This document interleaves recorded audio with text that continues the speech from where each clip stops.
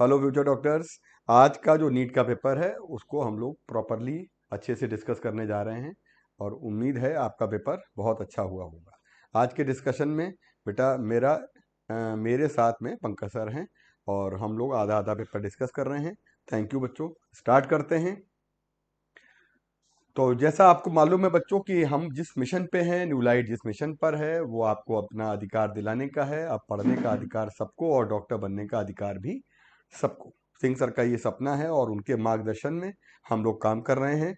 आइए question number 1 बच्चों, question number 1 से स्टार्ट कर रहे हैं और एम्पलीट्यूड ऑफ वेव आपको रिजल्टेंट निकालना है। एक्चुअली ये जो वेव है आप इसको देखेंगे तो इस वेव में दो वेव मिली हुई है। आप देखेंगे कि एक साइन वेव है और एक कोसाइन वेव है। जब हम दोनों को मिलाकर एक नई वेव बनाते हैं तो फिर ये हो जाता है सुपरपोजिशन। और यहां पर बेटा इन दोनों में फेज डिफरेंस साइन और कॉस में आप सभी को मालूम होता है कि ये π/2 होता है। आप जानते हैं कि यहां पर π/2 का फेज डिफरेंस रहता है। तो जब हम सॉल्व करेंगे यहां पर तो हमारे पास रिजल्टेंट एम्पलीट्यूड आ जाएगा, √ऑफ आ जाएगा a1² प्लस a2²। और साथ में लर्न करने की जरूरत यह है कि 2a1 a2 cos delta phi का फैक्टर पूरा का पूरा आपका 0 हो जाएगा, क्योंकि बच्चों यही चीज आपकी ऐसी है जो आपकी 0 हो रही है।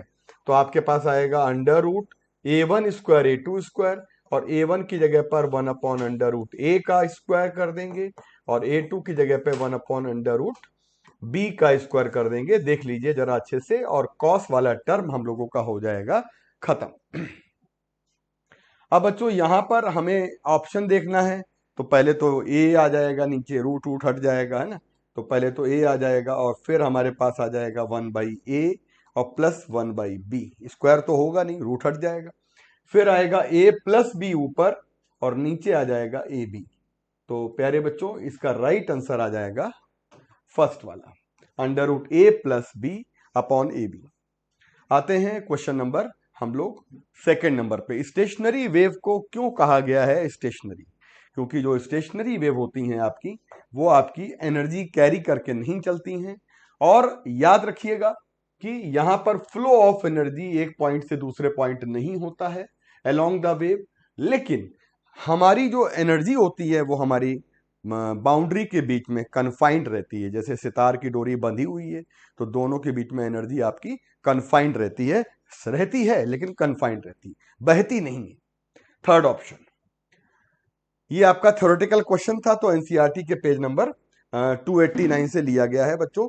और आप ये समझ लीजिएगा कि एनसीईआरटी में एक एक लाइन पर जो आपका क्वेश्चन है ना, वो आपको थ्योरी वाला तो मिल ही जाएगा। और बच्चों एक काम करते हैं हम लोग, यहां पर आते हैं क्वेश्चन नंबर 3 पे। अ क्लोज्ड ऑर्गन पाइप, बात हो रही है क्लोज्ड ऑर्गन पाइप की।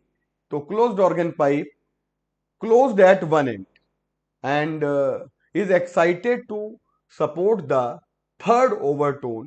मतलब समझिए पाइप कैसा है, क्लोज्ड। अब आप बात करते हैं पाइप क्लोज्ड की, और क्लोज्ड पाइप जब दिया जाएगा तो आपको क्लोज्ड पाइप इस तरह से दिया गया है और आपको मालूम होना चाहिए क्लोज्ड पाइप के वाइब्रेशंस। ये क्लोज पाइप का पहला वाइब्रेशन है, फर्स्ट मोड है, एक एंटी नोड है और एक नोड है। बात हो रही है क्लोज्ड ऑर्गन पाइप की। बच्चों जब क्लोज्ड ऑर्गन पाइप की बात करेंगे तो क्लोज्ड एट वन एंड, इसको एक्साइट किया जाता है, इसको हम थर्ड ओवरटोन में, लेकिन ये तो आपका फंडामेंटल टोन है। जब हम थर्ड ओवरटोन में करेंगे इसको एक्साइट, तो थर्ड ओवरटोन का मतलब हो गया कि आप देखिए समझिए, इसके बाद फर्स्ट आएगा एक लूप बढ़ेगा, सेकंड आएगा तो दो लूप बढ़ेंगे और थर्ड आएगा तो तीन लूप बढ़ेंगे। यानी कि एक आपके पास तीन लूप हो जाएंगे। यानी कि नोड नोड नोड नोड, चार नोड हो गए। Anti node anti node anti node anti node, यानी 4 नोड और 4 एंटी नोड का कॉम्बिनेशन आएगा। इसका मतलब है कि जब कभी भी आप ऑर्गन पाइप का कोई क्वेश्चन इस तरीके का करें तो इसको आप बना के जरूर देख लिया करें, कोई इसमें कोई फॉर्मूला लर्न मत करें। जैसे एक बार आपको बताया गया है कि P+1 या P+2 करके फॉर्मूला बताया गया, तो ये आपको करने की बेटा आवश्यकता नहीं है। मतलब आप इसको फॉर्मूला करेंगे लर्न, उससे बेटर है कंफ्यूजन हो जाएगा उसमें, उससे बेटर है निकाल के देख लेंगे। तो राइट आंसर आ जाएगा हमारा थर्ड का फर्स्ट। और डायरेक्ट आपका एनसीईआरटी में इस तरीके से हमें काउंटिंग दी गई है और हम लोग इसको पेज नंबर 2896 पे देख सकते हैं। क्लोज्ड ऑर्गन पाइप जो दिया है and open organ pipe they are first overtone identical, वो कहते हैं कि फर्स्ट ओवरटोन एक जैसा है। तो जरा देखते हैं क्लोज्ड पाइप हमारा, तो क्लोज्ड पाइप का V/4L, क्लोज पाइप का 3V/4L और क्लोज पाइप का 5V/4L।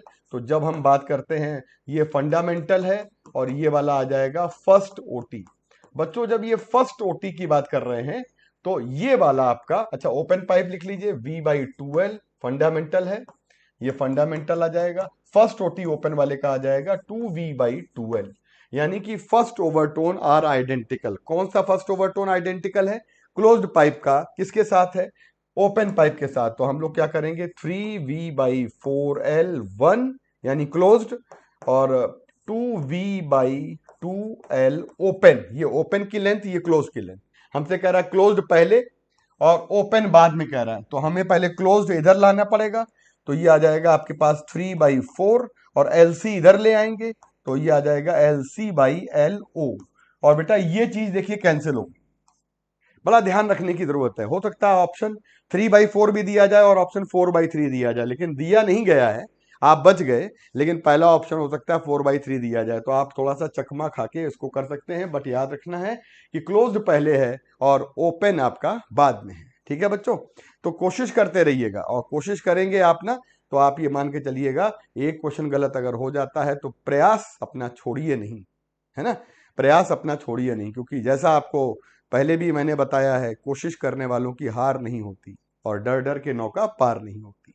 आपको एक काम करना है, लिख लिख कर आपको इनके कंफ्यूजन से बचना है। First overtone first overtone, second overtone second overtone, निरंतर करते रहेंगे तो इसका आप लोग एक तरीके से कंफ्यूजन इसका दूर हो जाएगा। 4 नंबर का आंसर है थर्ड वाला। 5 नंबर पे आते हैं बच्चों, tuning fork with frequency 800 hertz produce resonance in resonance column. मतलब एक ट्यूनिंग फॉर्क होता है, आप याद करिए रेजोनेंस ट्यूब आपको पढ़ाई गई है, और रेजोनेंस ट्यूब में जो आपका बेटा पानी भरा जाता है, आपको सबको मालूम है वाटर फिल करते हैं। तो रेजोनेंस ट्यूब में हमने यहां पर वाटर फिल किया। तो पहला रेजोनेंस हम आपको करके दिखा रहे हैं। फर्स्ट रेजोनेंस में आपको याद करिएगा, तो फर्स्ट रेजोनेंस में आप यहां पर इसको वाइब्रेट करते हैं और ये फर्स्ट रेजोनेटिंग लेंथ आती है, याद करिए पहली वाली रेजोनेटिंग लेंथ। ऐसे ही ये होती है कितनी, याद आ रहा है कुछ, λ/4। ऐसे ही जब हम क्लोज्ड ऑर्गन पाइप बनेगा, पानी नीचे तक खाली कर देंगे, तो अगली वाली लेंथ आ जाएगी हमारी L2 वाली, और वो हो जाएगी 3 टाइम्स ऑफ λ/4। एक क्वेश्चन इस तरीके का और आएगा कि फर्स्ट रेजोनेटिंग लेंथ से सेकंड रेजोनेटिंग लेंथ जो है वो हमारी 3 गुनी हो जाती है। अगर ये 50 है तो ये 150 हो जाती है। समझने की बात है। इस वाले में सक्सेसिव रेजोनेंस बताए गए हैं, पहला ये, दूसरा ये, तो हमें पता ही चल गया है। तो अब हमें एक फॉर्मूला डायरेक्ट इनका मालूम है, आपको याद होगा कि डायरेक्ट फॉर्मूला आप लोगों ने याद किया था L2 माइनस L1। मतलब फर्स्ट सेकंड रेजोनेंस से काम चल जाएगा, आपको थर्ड रेजोनेंस पे जाना ही नहीं पड़ेगा। तो आपका सीधे सीधे बेटा आ जाएगा 800, यहां रख देंगे, 202 यहां पे आ जाएगा, और 31.25 आएगा, माइनस का 9.75 आएगा। और इसको सॉल्व करेंगे तो सॉल्व करने के बाद स्पीड जो हमारी आ रही है यहां पर, वो स्पीड की वैल्यू आ रही है हमारे पास 344। तो 344 इसका आंसर आ रहा है। तो सॉल्व करने के बाद ये हमारा आंसर बच्चों आ जाएगा 344। तो चलिए आते हैं क्वेश्चन नंबर, हम लोग अगले वाले पे देखते हैं। तो ये उम्मीद है कि आपको समझ में आ गया होगा। सवाल रेजोनेंस का है, रेजोनेंस ट्यूब एनसीईआरटी में 3 पेज पर लिखी है बेटा, 2 पेज पर बहुत डिटेल में समझाया गया है। तो एक्सपेक्टेड क्वेश्चन है और ये आ सकता है। चलिए आते हैं क्वेश्चन नंबर, रेजोनेंस ट्यूब देखिए समझाया गया एनसीईआरटी में। क्वेश्चन नंबर आते हैं 6 नंबर पे, air column closed eight one and and open at other and. इसका मतलब क्लोज्ड पाइप है ना, resonate with the tuning fork when smallest length of column is 50। इसका मतलब रेजोनेंस ट्यूब का कमाल आ गया। फिर वही फर्स्ट वाली रेजोनेंस लेंथ आ जाएगी हमारी तो नेक्स्ट लार्जर रेजोनेंस लेंथ जो हमारी आ जाएगी वो इसका 3 गुना आ जाएगा। याद करिए, इसी को हम लोग पढ़ते हैं, जैसे ये होती है λ/4, तो ये वाली हो जाएगी 3λ/4। तो बच्चों एक बात समझ लीजिएगा, जब आप 3 गुनी करेंगे तो 150 आंसर आ जाएगा, 150 वाला। मैंने यहां बताया आपको, यहां पर पिछले वाले सवाल में first resonance, second resonance, third resonance, और हमेशा सेकंड रेजोनेटिंग कॉलम की लंबाई पहले वाले से 3 गुनी होती है। तो उम्मीद है समझ में आ गया होगा, और डायरेक्ट इसका आंसर आपका आ जाएगा, और वो है हमारा फर्स्ट आंसर 150 सेंटीमीटर। इसमें बिल्कुल भी सॉल्व करने की जरूरत ही नहीं। अब आ जाते हैं क्वेश्चन नंबर हम लोग 7 नंबर पे। कहा गया है डोरी को वाइब्रेट किया गया है। बच्चों स्ट्रिंग जो हमारी है, और स्ट्रिंग को हम जब वाइब्रेट करते हैं तो स्ट्रिंग को स्ट्रेच किया है बिटवीन द टू, और बहुत ही शानदार क्वेश्चन है। यानी कि स्ट्रिंग की लंबाई दी हुई है 75 सेंटीमीटर, जिसका कोई काम नहीं है। अगर आपको कभी भी फ्रीक्वेंसी जो हमारी सक्सेसिव फ्रीक्वेंसी दी जाए, कौन सी दी जाए? सक्सेसिव। इन दोनों फ्रीक्वेंसी के बीच में आपका कोई भी रेजोनेंस नहीं हो रहा है, तो डोरी की फ्रीक्वेंसी जरा याद करो। फर्स्ट हार्मोनिक डोरी का आता था 1/2L और √T/M। तो याद करिए, इसको क्या करते थे हम लोग? इसको हम लोग V कह देते थे, तो V/2L कह देते थे स्ट्रिंग। इसी तरह से फर्स्ट हार्मोनिक के बाद सेकंड हार्मोनिक आता था, तो ये आ जाता था 2L और √T/M। बेटा इसको हम लोग V कह देंगे, तो ये आ जाएगा 2 टाइम्स V/2L। आ गया। ऐसे ही थर्ड हार्मोनिक कह देंगे। तो आपसे हमें सिर्फ ये आपको हिंट देना है, बहुत ही शानदार सवाल है, PYQ से लिया गया है, और 100% बच्चे इसकी ट्रिक याद कर लेते हैं कि अगर हम फर्स्ट और सेकंड रेजोनेंस, मतलब एक के बाद अगला वाला, ये वाला कम वाला है तो 315 है, और ये इससे ज्यादा वाला है तो ये 420 है। जब हम इनको माइनस करेंगे, जैसे इससे इससे माइनस करेंगे या इससे इससे माइनस करेंगे, तो जरा आप माइनस करिए, जरा जरा माइनस करिए। 2 टाइम्स ऑफ दिस में इसको माइनस करेंगे, तो ये माइनस करने के बाद आपका क्या आ रहा है? 1/2L और √T/M आ रहा है। बोलो भाई, और यही तो फंडामेंटल है। इसका मतलब जब भी सक्सेसिव वाला माइनस किया जाएगा, जो भी स्ट्रिंग है या ओपन पाइप है, इसकी सिमिलरिटी ओपन पाइप की तरह है। ओपन पाइप हमको 1 2 3 4 5 ऑड और इवन सारे हार्मोनिक देता है, वैसे ही स्ट्रिंग भी हमको सारे हार्मोनिक देती है। तो सक्सेसिव जब भी माइनस करेंगे तो फंडामेंटल आ जाएगा, यानी 105। इससे इसको माइनस करेंगे तो 105 हमारा आंसर है, क्योंकि हमसे लोवेस्ट फ्रीक्वेंसी कह रहा है, और लोवेस्ट फ्रीक्वेंसी का मतलब फंडामेंटल फ्रीक्वेंसी, और फंडामेंटल फ्रीक्वेंसी हमारी पहली वाली है। मतलब अब आपसे एक बार फिर हम बात करेंगे, जरूरी नहीं है कि ये 315 वाला पहला हार्मोनिक है, ये जरूरी नहीं है। ये वाला दूसरा वाला हार्मोनिक है। 315 और 420 के बीच में कोई हार्मोनिक नहीं है, ये तय है। अब 315 वाला हमारा 7वां भी हो सकता है, और 420 वाला हमारा ये 8वां भी हो सकता है। तो 7वें और 8वें के बीच का जो डिफरेंस होगा वो फंडामेंटल। क्लियर है बात? मान लीजिए ये P है, ये P+1 है, इसीलिए मैंने 1 लिया, ये 2 हो गया। ठीक, उम्मीद है समझ में आ गया होगा ट्रिक आपको। तो इन फ्यूचर कोई भी बच्चा ये तिगड़म नहीं करेगा, सीधे सीधे डायरेक्ट कंसिक्यूटिव या सक्सेसिव रेजोनेंस आएगा। इसका मतलब इनको इनको माइनस करके फंडामेंटल निकल आएगा। अगर डोरी है तो फंडामेंटल, ओपन पाइप है तो फंडामेंटल। ठीक है बच्चों, चलिए आते हैं। बहुत अच्छा समझाया गया, नंबर ऑफ बीट के बारे में भी बताया है, और देखो ये भी बताया है। ठीक, आगे बढ़ जाते हैं। Fundamental frequency of closed pipe is 20 centimeter is equal to second harmonic. मतलब fundamental frequency of closed pipe is equal to second हार overtone of open pipe, second overtone. The length of क्लो organ pipe open at both end निकालनी है। तो इसका हो जाएगा fundamental frequency 4L closed, और इसकी आ जाएगी सेकेंड ओवरटोन। तो फर्स्ट वाला V/2L, first overtone 2V/2L, second overtone 3V/2L, तो 3V/2L आ जाएगा। ओपन आ गया। इसको क्या कर देंगे हम लोग? कट कर देंगे, यहां 1 यहां 1। बच्चों यहां से मिलेगा 2 2 जा 4, 1/2। क्लोज की लंबाई कितनी है? क्लोज की लंबाई दी गई है 20, और बच्चों ये आ जाएगा 3 और ये आ जाएगा ओपन, क्रॉस मल्टीप्लाई करिए तो एल ओपन आ जाएगा हमारे पास 120 सेंटीमीटर।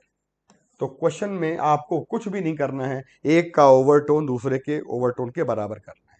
समझिए, फंडामेंटल और ओवरटोन, इनको ऐसे क्वेश्चन बहुत सारे हैं जो बड़े ऑब्वियस हैं और आते भी हैं। 8 नंबर का आंसर आ जाएगा पहला।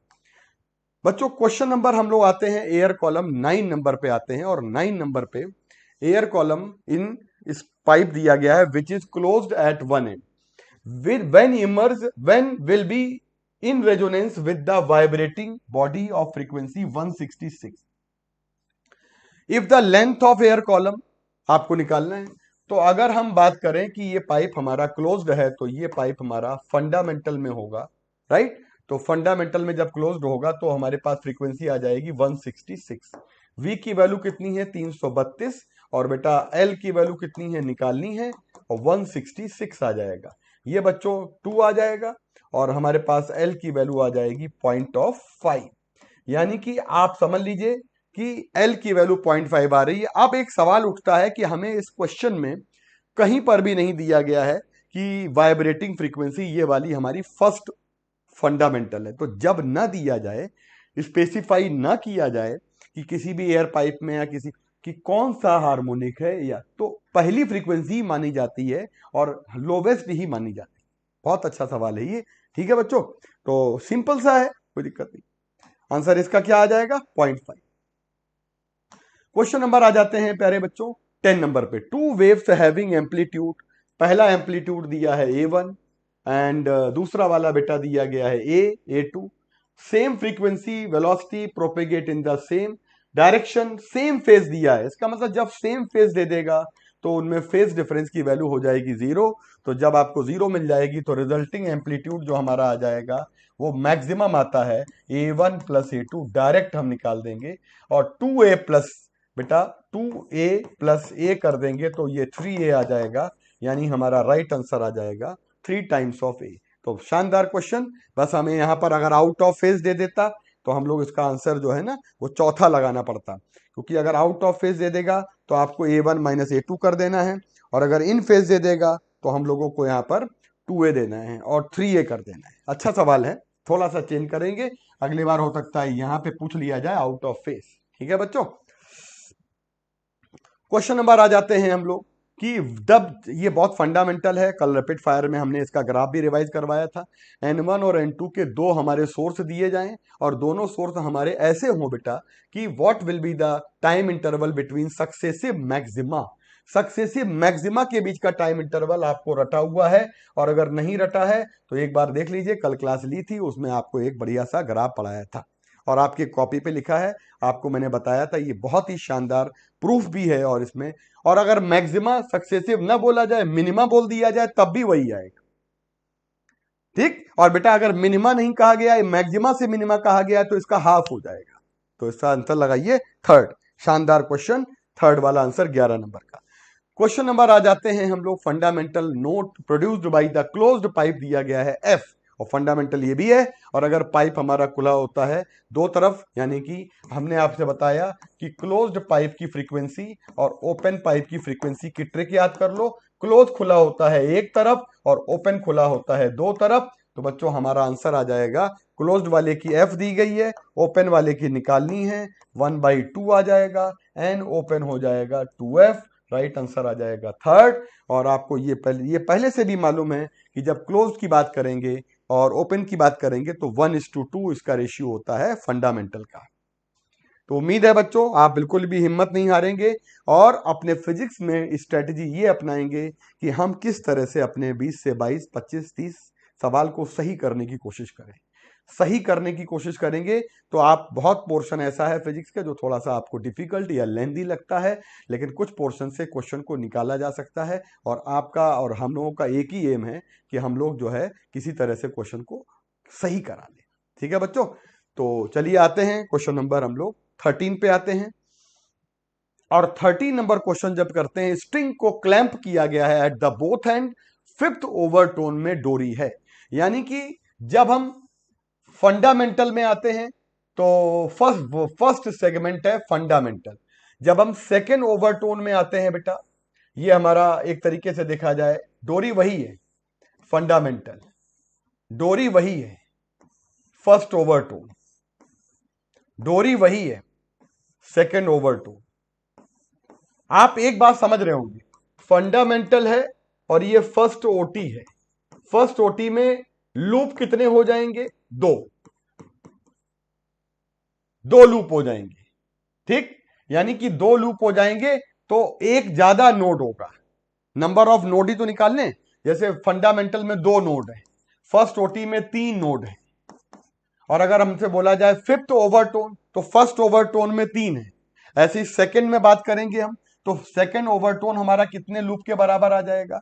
सेकंड वाला तीन लूप में वाइब्रेट करेगा, थर्ड वाला चार लूप में वाइब्रेट करेगा। समझो बेटा बात को, लूप निकालते हैं, लूप सेगमेंट। फंडामेंटल वाला एक लूप में वाइब्रेट करता है, सेकंड वाला आपका फर्स्ट ओवरटोन वाला दो लूप में करता है, सेकंड ओवरटोन वाला आपका तीन लूप में करता है, थर्ड ओवरटोन वाला आपका चार लूप में करता है। एक लूप का मतलब है, चार लूप का मतलब चार एंटी नोड और पांच नोड। तीन लूप का मतलब हो गया, तीन लूप का मतलब हो गया तीन एंटी नोड और चार हो जाएंगे नोड। समझिए, चौथे वाले में आएंगे, फोर्थ ओटी में आ जाएंगे तो वो पांच लूप में वाइब्रेट करेगा। और हम जब फिफ्थ ओटी में आएंगे तो फिफ्थ ओटी में सिक्स लूप में वाइब्रेट करेगा। यानी कि फिफ्थ में नंबर ऑफ नोड कितने आ जाएंगे? नंबर ऑफ नोड हो जाएंगे हमारे पास सात, और नंबर ऑफ एंटी नोड कितने हो जाएंगे? नंबर ऑफ एंटी नोड हो जाएंगे हमारे पास छह। यानी कि बेटा समझो, फर्स्ट फंडामेंटल, यानी फंडामेंटल में कोई ओवरटोन नहीं है, तो दो नोड हैं और एक एंटी नोड है। फर्स्ट ओवरटोन में एंटी नोड दो, समझिए। लेकिन लूप कितने हैं? तो जितनी लूप होते हैं उससे काम चलाते हैं।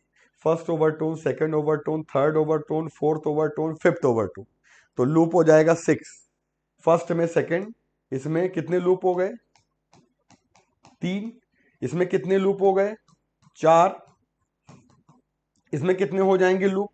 पांच। और फिफ्थ में कितने हो जाएंगे लूप? तो लूप जितने हैं उतने एंटी नोड और एक ज्यादा नोड, लूप जितने हैं उतने एंटी नोड और एक ज्यादा। ये सीक्वेंस लर्न करें। उम्मीद है समझ में आ गया होगा। सात आंसर आ जाएगा। 13 वाले में नंबर ऑफ नोड हमारे 7 हो जाएंगे। क्वेश्चन नंबर आ जाएगा हमारे पास 14 नंबर। देखिए बहुत अच्छे से समझाया गया। हाँ, हमने बेकारी बनाया। सही है। ये हमारा सिक्स हार्मोनिक है या हमारा फिफ्थ ओवरटोन है। ये फंडामेंटल है, फर्स्ट हार्मोनिक है, ये हमारा फर्स्ट ओटी है, और ये हमारा सेकंड ओटी है। बेटा ये हमारा थर्ड ओटी है, बेटा हमारा फोर्थ ओटी है, और वैसे हमारा फिफ्थ ओटी है। गिन लीजिए, आंसर आ जाएगा। बहुत ही शानदार है। अगला सवाल आप याद रखिएगा, कभी भी हमें एम्पलीट्यूड दिया गया है A1 बराबर A और A2 बराबर दिया गया है 2A, और एम्पलीट्यूड का स्क्वायर करेंगे तो I1 आ जाएगा A स्क्वायर, और बेटा I2 आ जाएगा हमारे पास 4A स्क्वायर। क्योंकि आप एम्पलीट्यूड का जब स्क्वायर करेंगे तो इंटेंसिटी आ जाएगी, एम्पलीट्यूड का स्क्वायर तो इंटेंसिटी आ जाएगी। आप बताइए, आई मैक्स जब निकालेंगे तो आई मैक्स होता है under root I1 plus under root I2 का होल स्क्वायर।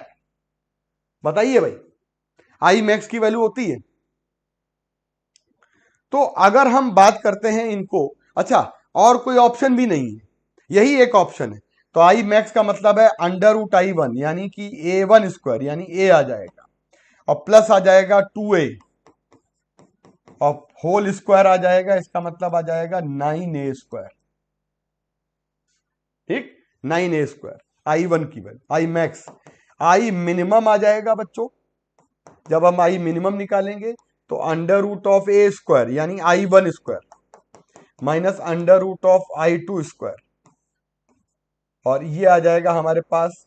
बताइए, I1 स्क्वायर, इसका मतलब आता है ना, अंडर रूट ले लेंगे तो A आएगा, माइनस का 2A आएगा, और होल स्क्वायर आएगा, तो ये आ जाएगा A स्क्वायर। आप समझिए इंपॉर्टेंट बात, जब इन दोनों की वैल्यू यहां रख देंगे तो आई मैक्स आ गया 9A स्क्वायर, और आई मिनिमम कितना आ गया बच्चे? आई मिनिमम आ गया A स्क्वायर, और 9A स्क्वायर प्लस का A स्क्वायर, ऊपर आ जाएगा 8 और नीचे आ जाएगा 10। ए स्क्वायर कट कर गया तो 4/5, राइट आंसर आ जाएगा 4/5। क्वेश्चन नंबर 14 में आपका जो आंसर आया है 4/5, एक तरीके से ऐसे भी निकाला जा सकता है, जो मैं आपको बताना चाह रहा हूं। बहुत से बच्चे इस रेशियो को जानते हैं, और बताइए जानते हैं कि नहीं। और इसका वैल्यू होता है, मैंने आपको याद करवाया है, आपको एक बार और पढ़ाया जाएगा जब आप पढ़ेंगे वेव ऑप्टिक्स, तो ये सवाल एक बार आपकी झोली में और गिरेगा। कोई दिक्कत ही नहीं है। I1 मालूम है, I2 मालूम है, ये करने की जरूरत ही नहीं है, डायरेक्ट इसमें वैल्यू पुट कर दीजिए। इसको फ्रिंज जब पढ़ते हैं तो वहां फ्रिंज विजिबिलिटी के नाम से कहते हैं, और बहुत अच्छा आर्टिकल है ये। तो बताइए लर्न करेंगे कि नहीं करेंगे? एक बार कमेंट में प्रॉमिस करिए सर, छोटे छोटे फॉर्मूले के शॉर्ट नोट्स बनाना स्टार्ट कर दीजिए। कमेंट बॉक्स में डाल दीजिए कि सर हमने स्टार्ट कर दिया है। अगर यही आपको इसी 2026 में आपको विजय पताका लहरानी है तो यही एक काम है, और अर्जुन की तरह अपना लक्ष्य साध लीजिए बच्चों, तभी कुछ हो सकता है, और नहीं तो कुछ भी नहीं हो सकता है, याद रखिएगा। एक बार ठान लिया तो अब ठान लिया है। ठीक है बच्चों, तो आगे आते हैं 15 नंबर पे। क्लोज्ड ऑर्गन पाइप जो हमारा है is vibrating such that there are 10 node. Closed pipe में 10 नोड बन रहे हैं। क्लोज्ड पाइप में 10 नोड बन रहे हैं। नंबर ऑफ ओवरटोन बताइएगा। बढ़िया सवाल है, देखिएगा। क्लोज्ड पाइप ले लेते हैं, एक नोड और एक एंटी नोड। क्लोज्ड पाइप में हम नंबर ऑफ ओवरटोन निकालना, ये फंडामेंटल है। फर्स्ट ओवरटोन की बात कर रहे हैं। बहुत से लोग इसका फॉर्मूला रट लेते हैं, जरूरत क्या रटने की भाई। फर्स्ट ओवरटोन, सेकेंड ओवरटोन से काम बन जाएगा।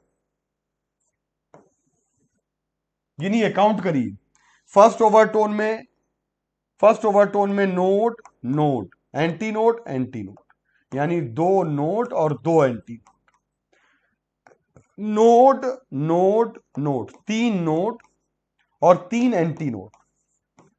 अगर हम फर्स्ट ओवरटोन में जब हैं तो 2-2 हैं, सेकेंड ओवरटोन में 3-3 हैं, और बात करते हैं 10 नोड मिलते हैं, इसका मतलब ये नवा ओवरटोन होगा। फिर से सुनिएगा, जितने नोड मिलते हैं उससे एक कम है, जितने नोड मिलते हैं उससे एक कम है। बताओ सेकेंड ओवरटोन है कि नहीं?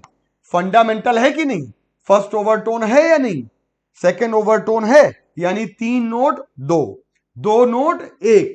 तो इसका मतलब यह हो गया कि 10 नोड है तो 9 नंबर पे 9 बनेगा ओवरटोन। 9 ओवरटोन पे हमारा आंसर आ जाएगा। एक बार ट्रिक को मैं दोबारा से दोहरा देता हूं, बात को समझिएगा। कुछ लोग इसका फॉर्मूला बना लेते हैं, जैसे नंबर ऑफ नोट्स बराबर नंबर ऑफ ओटी। ये कौन सा भाई साहब फॉर्मूला है? कितने फॉर्मूले याद करेंगे? दिमाग है या गार्बेज का डब्बा है भाई साहब? 2 मिनट लगेगा। फंडामेंटल सबको पता है, पाइप हमारा क्लोज्ड दिया है तो एक एंटी नोड और एक नोड, एक एंटी नोड ये और एक एंटी नोड ये, और 2 नोड, यानी फर्स्ट ओटी में 2 नोड, 2-2 सेकेंड ओटी में 3-3, थर्ड ओटी में 4-4, फिफ्थ ओटी में 5-5, सिक्स ओटी में 6-6, 7 ओटी में 7-7, आठवें ओटी में मतलब 7-7 हो जाएगा। मतलब कहने का जो आपने यहां पे बोला ओटी उससे एक ज्यादा है, और 9 में 10-10। इसका मतलब यह है कि 10 नोड मिलेंगे तो नवा मिलेगा, जितने नोड मिलेंगे उससे एक कम ओवरटोन है। क्लियर? उम्मीद है अच्छे से समझ में आ गया होगा।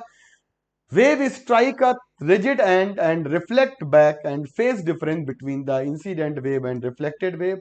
लर्नेबल सवाल है, 16 नंबर का आंसर आ जाएगा पाई। इसीलिए क्रेस्ट का वापस होता है ट्रफ, और ट्रफ का वापस होता है क्रेस्ट।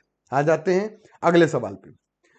शानदार क्वेश्चन है। पहली वेव दी गई है y1 4 साइन 500 पाई टी, और बेटा इसी को हम लोग कहते हैं कि यही हमारा है ओमेगा।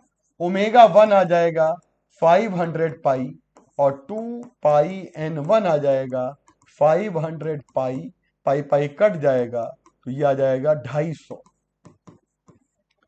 और इसी तरह से जब दूसरी वेव ले लेंगे बेटा हम लोग, तो दूसरी वेव में आ जाएगा हमारे पास कितना, 2 साइन 506 पाई टी। बताइए ओमेगा कितना आ जाएगा इसका? ओमेगा 2 आ जाएगा हमारे पास 506 पाई, 2 पाई n2 आ जाएगा हमारे पास 506 पाई, पाई पाई कैंसिल हो जाएगा तो हमारे पास आ जाएगा 253 हर्ट्ज। इन दोनों का डिफरेंस जो होता है बेटा, याद रखिएगा, इसको कहते हैं बीट पर सेकंड बराबर n1 डिफरेंस n2। बोलिए 250 और 253 3 आ जाएगा। जब हम बीट पर मिनट की बात करेंगे तो हम 3 में 60 का मल्टीप्लाई कर देंगे तो 180 आ जाएगा, यानी कि हमारा आंसर है 180। करेक्ट ऑप्शन आ जाएगा 180। ओके बच्चों, तो 180 लगा दीजिए, आपका पर मिनट कह रहा है नंबर ऑफ बीट। आगे से बढ़िए, आगे वाले सवाल पे आते हैं। नेक्स्ट वाला सवाल हमारा है बहुत ही शानदार। देखिए कि इन interference A1 upon A2 given है, ratio of maximum to minimum intensity निकालना है।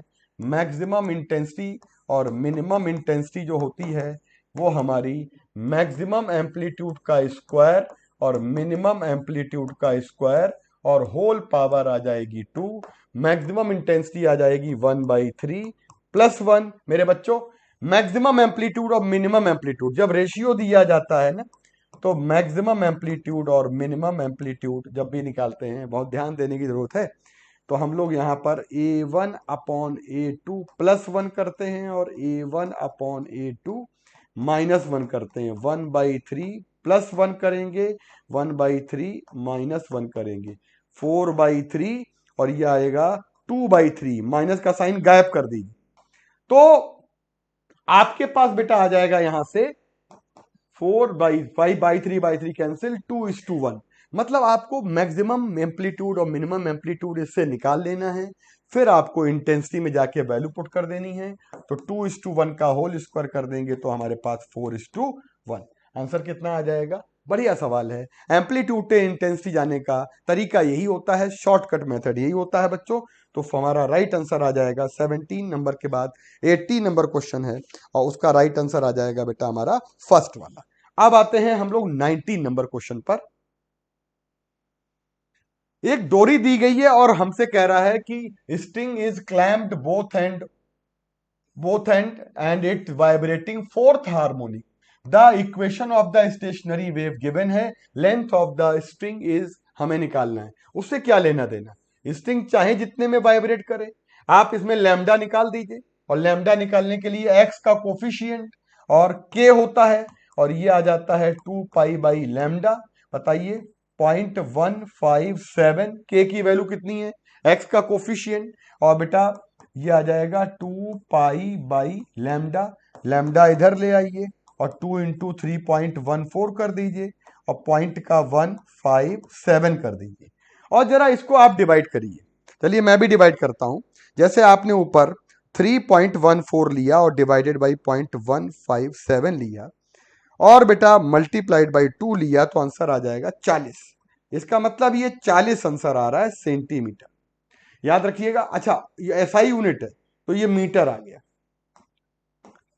मतलब फिर से समझिएगा, आप वेव की इक्वेशन देख के ओमेगा भी जान सकते हैं, टी का कोफिशिएंट, और के भी जान सकते हैं, एक्स का कोफिशिएंट। के निकाल दिया 2 पाई बाई लैम्डा और के की वैल्यू पुट कर दी तो हमारे पास 2 पाई बाई लैम्डा और लैम्डा की वैल्यू 40 सेंटीमीटर आ गई। 40 मीटर। आप समझिएगा, लैम्डा जब दिया है 40 मीटर और डोरी हमारी वाइब्रेट करती है फोर्थ हार्मोनिक, यानी फोर्थ हार्मोनिक में 4 लूप बनेंगे। यानी बच्चों आपके पास पूरी लंबाई जो आ जाएगी, लेंथ बराबर आ जाएगी 4 टाइम्स लैम्डा बाई 2। भाई node node node node node, पहले हार्मोनिक में डोरी में केवल ये बनता है, दूसरे में ये। डोरी उतनी लंबी है, हार्मोनिक हमसे कह रहा है चौथा बनना है, तो चौथे हार्मोनिक में 4 लूप बनेंगे। 4 लूप में एक लूप की लंबाई है लैम्डा बाई 2, तो हमारे पास आ जाएगा 4, 2 आ जाएगा, तो ये आ जाएगा 2 और ये आ जाएगा 40, तो 80 मीटर हमारा डोरी की लंबाई आ रही है। बहुत ही शानदार क्वेश्चन, 80 मीटर हम लोग आंसर लगा लेंगे। आइए क्वेश्चन नंबर हम आ जाते हैं 20 नंबर पे। पढ़िए, अच्छा सवाल है। साउंड सोर्स 5 बीट पर second when sounded with another source of frequency 100 पर सेकेंड। सोर्स ऑफ फ्रीक्वेंसी 100, तो इसका मतलब हो गया सोर्स गिवन है और अनदर सोर्स गिवन है, इसकी फ्रीक्वेंसी है 100 और इसमें नंबर ऑफ बीट कितना मिलता है। तो आप सभी जो क्या करेंगे, इसकी पॉसिबल वैल्यू निकाल देंगे, सोर्स की फ्रीक्वेंसी की पॉसिबल फ्रीक्वेंसी निकाल देंगे। मैंने यही तो तरीका बताया था। सोर्स ऑफ साउंड 5 बीट पर second with another source, another की फ्रीक्वेंसी मालूम है, तो इसकी पॉसिबिलिटी क्या हो जाएगी, या तो 5 कम हो जाएगी या 5 ज्यादा हो जाएगी। इतना तो काम बन गया। अब कह रहा है कि second harmonic of source, source कौन है, इसका क्या करना है, सेकेंड हार्मोनिक। सेकेंड हार्मोनिक की बात करेंगे तो जब आप सेकेंड हार्मोनिक करते हैं तो डबल कर देते हैं, याद करिए, डबल करेंगे 210, डबल करेंगे 190, क्योंकि सेकेंड हार्मोनिक है। और ये नया सोर्स जो दिया है हमारा, उसके साथ 5 बीट देना चाहिए। तो न्यू सोर्स की फ्रीक्वेंसी कितनी है बेटा, ये वाली। और नए सोर्स के साथ, सवाल को दोबारा सुनिएगा, पहले एक सोर्स दूसरे सोर्स के साथ देता है 5 बीट, तो दूसरे सोर्स की फ्रीक्वेंसी कितनी दी गई है आपको, दूसरे सोर्स की फ्रीक्वेंसी दी गई है 100, तो इसकी हो जाएगी पॉसिबिलिटी 105 और 195। तो आंसर हमारा ये कभी नहीं होगा, आंसर हमारा कभी ये नहीं होगा, आंसर दो ही हो सकते हैं, पहला काम।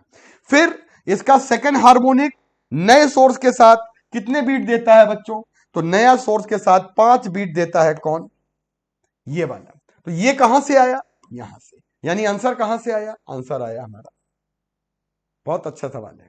पहला ऑप्शन दिया होता 205 तो 210 तो सारे बच्चे लगा के आ जाते। ठीक, क्लियर। इस तरीके का मेरा जो आइडिया है, इसको अच्छे से लर्न करिए, इसके अलावा कोई दूसरा दिमाग लगाने की जरूरत नहीं। Tuning fork of frequency 512 makes 4 beat per second with vibrating string of piano. The number of beat जो होते हैं वो हमारे 2 हो जाते हैं when tension in the piano string slightly increase. Tension बढ़ जाते हैं तो फ्रीक्वेंसी क्या हो जाती है, बढ़ जाती है। नंबर ऑफ बीट कितने हो जाते हैं, देखिए ट्यूनिंग फॉक ले लिया हमने 512, समझो बेटा ट्यूनिंग फॉक की फ्रीक्वेंसी है 512 और डोरी की फ्रीक्वेंसी कितनी है, स्ट्रिंग, पियानो स्ट्रिंग, इसकी कितनी हो जाएगी, अगर ये 4 बीट देता है तो इसकी पॉसिबल वैल्यू आ जाएगी, अगर ये 4 बीट देता है तो पॉसिबिलिटी आ जाएगी 516 और आ जाएगी बेटा 508। फिर से समझो, आंसर केवल यही है, द फ्रीक्वेंसी ऑफ स्ट्रिंग बताइएगा। स्ट्रिंग की फ्रीक्वेंसी ट्यूनिंग फॉक के साथ में 4 बीट देने पर पॉसिबिलिटी सिर्फ यही है, 512 प्लस 4 या 512 माइनस 4। आंसर हमारा कभी ये नहीं होगा, आंसर हमारा कभी ये नहीं होगा, आंसर ये हो सकता है पॉसिबिलिटी। यही काम करना है आपको फाइनल एग्जाम में भी और अभी प्रैक्टिस में। आंसर को मार्क करना जरूरी है, सेमी मार्क कर दिया है। अगला, जब टेंशन को थोड़ा सा बढ़ाया जाता है, किसको, पियानो को, इसका टेंशन बढ़ा दिया, टेंशन बढ़ा दिया, और टेंशन जब बढ़ाएंगे तो फ्रीक्वेंसी थोड़ी बढ़ जाएगी। अब हमने कहा था फाइलिंग करें या टेंशन बढ़ाएं, फ्रीक्वेंसी थोड़ी बढ़ जाए, इसका मतलब नंबर ऑफ बीट 1 बढ़ा के देखो, 2 बढ़ा के देखो, काम चल जाएगा, शॉर्टकट। लेकिन 2 बीट कह रहा है, 2, तो हम एक काम करें, सब इवन है तो हम 2 बढ़ा दें, टेंशन बढ़ाने से फ्रीक्वेंसी बढ़ जाती है, तो 2 बढ़ाइए 518, 2 बढ़ाइए 510, बताइए इसके साथ कितने बीट मिलेंगे, 6, बताइए इसके साथ कितने बीट मिलेंगे, 2। हमारा कौन सा आंसर आना चाहिए, 2 वाला। 2 वाला कौन दे रहा आंसर, ये वाला, ये नहीं होगा, कौन सा आंसर होगा, ये वाला। आपका आंसर कौन सा होगा, 508 वाला। बढ़िया सवाल है।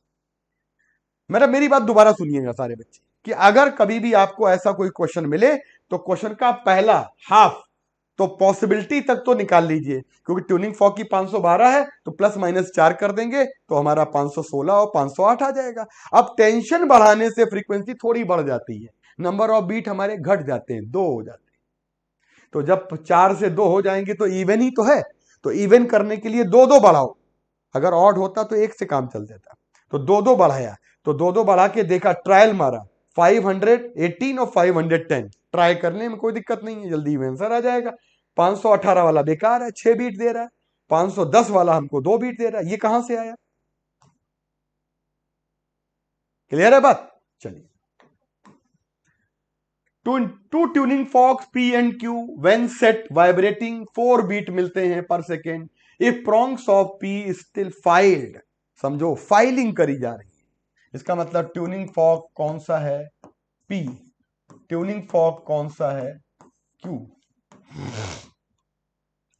कितने बीट देते हैं? 4। Q की फ्रीक्वेंसी कितनी दे रखी है? तो इसकी पॉसिबल फ्रीक्वेंसी क्या हो जाएगी? 254 और 246। या तो आंसर ये है या आंसर ये। मेरे बच्चों, आंसर या तो ये वाला आएगा या आंसर ये वाला। चेक करो, आंसर कभी ये नहीं होगा, आंसर कभी ये नहीं होगा, या तो ये हो सकता है या फिर ये।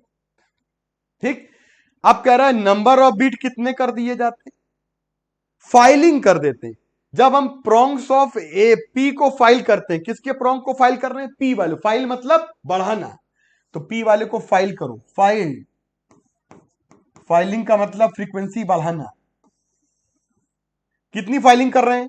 मान लीजिए एक बढ़ाते हैं, एक से काम बिगड़ जाएगा, हमें नंबर ऑफ बीट 4 से 2 लाने, तो 2 बढ़ाओ और 2 बढ़ा के देखो, 248 और 256, अब आपका काम बन जाएगा। ये मेथड मैंने क्लास में जो बताया है, इससे ही प्रैक्टिस करिएगा, कोई फॉर्मूला लगाने की जरूरत नहीं पड़ेगी। बताइए कितने नंबर ऑफ बीट मिल रहे हैं? 2। और कितने नंबर ऑफ बीट मिल रहे हैं आपके पास? 6। ठीक, अच्छा, जब हम इवन देखते हैं ना, इवन, तो हम इवन में काम बना लेते हैं अपना, तो इवन ही तो बढ़ा रहे हैं, तो शॉर्टकट मेथड हुआ कि नहीं हुआ?